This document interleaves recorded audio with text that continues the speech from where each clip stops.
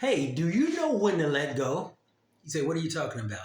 A mentor of mine shared a very important metaphor with me. And it helped me in my life because he told me, he said, G, you need to know in life when to let go.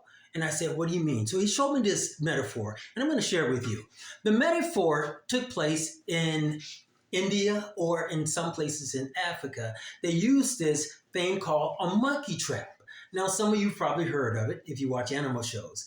This monkey trap is how they catch baboon monkeys. And these baboon monkeys, to catch them, they get a heavy vase similar to this, cut a hole in it, and they put nuts or seeds inside or a banana inside.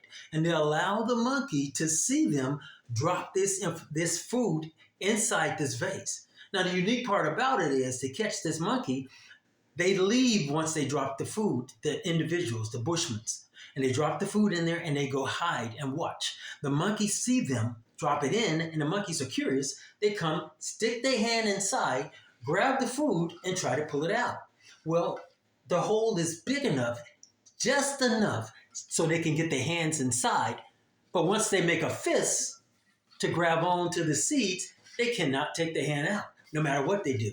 And the vase is either tied down or it's too heavy for them to carry. And the Bushmen rush out, grab the monkey, and kill them for either meat or to find water. Now, the key is, how do we apply that to us? The metaphor was that we can do the same thing in our lives. And I found myself years ago, before I learned this unique trick about how to let go of things in my life, I was holding on. Well, you say, well, what are some of the things we hold on to that's similar to that of the monkey? Let's go inside the monkey trap and find out, all right? I put some things together that we can sometimes hold on to that can affect us mentally, physically, and even emotionally and spiritually. What are some of those things? Well, one we can hold on to is, I call greed. Well, you say, how do we hold on to greed? Well, we may buy a car, a house, or anything in life, a boat or a motorcycle, something that we cannot afford, but we buy it. And then we try and hold on to it by getting a part-time job. And what that does, it takes away from our family. It takes away from the mean time you would normally spend. It takes away from your social life, all because you want to grab something that's not best for you. And so when that happens, it can affect us emotionally and mentally because we become stressed over a period of time trying to provide for something that we should let go. And so that goes back into the monkey trap, right? Okay, the next one, your past. Many times we hold on to a past and we say, how do we hold on and not let go? It can come up in our lives. It can come up in a new relationship.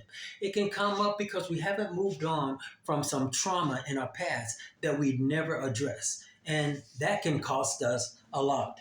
Another area is friends who no longer serves our purpose anymore.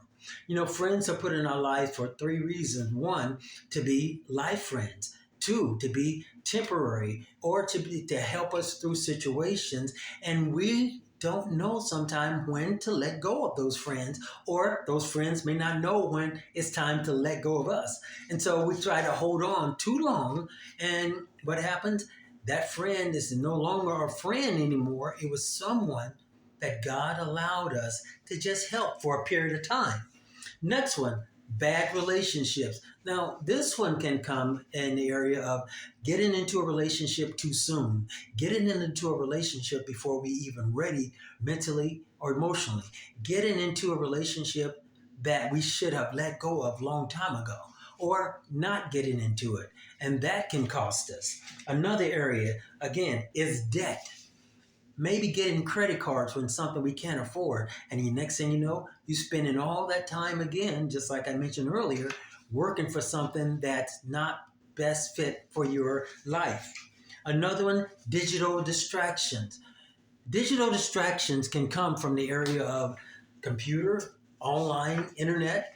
We get up in the morning, do we just grab our phone and go right to checking our Facebook, checking TikTok, when that time can be best spent maybe doing our scripture of the day, doing so many things that can help us in life as opposed to taking up all of our time. The average time, they said, we spend on the internet is from 5 to 7 hours a day. Wow. And you know what? That's time we'll never get back. So learning to do those things, learning to know when to let go can not only save us our life, but can help us to progress in life. It can help alleviate the many different issues we have in life. We talk about a lot of time mental well-being or mental health. Well, a lot of these things holding on, this is where a lot of our mental health come from, and some of these things that we haven't learned to let go. So folks, I hope you have a good weekend, and as you do, think about this, and when you do, learn and know when to let go. I'll talk to you on the next video.